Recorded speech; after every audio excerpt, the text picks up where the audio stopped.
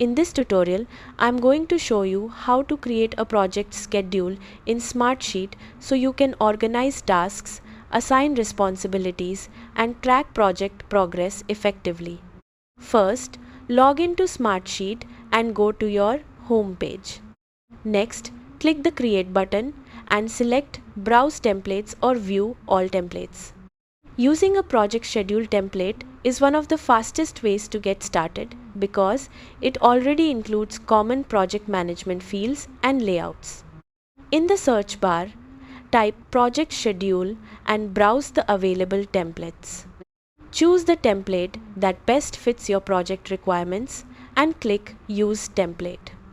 Once the template opens, review the existing columns and structure. You'll typically see columns such as task name, assigned to, start date, end date, status, and notes. Next, customize the sheet by replacing the sample data with your own project information. Add your project tasks, milestones, and deliverables in the task name column.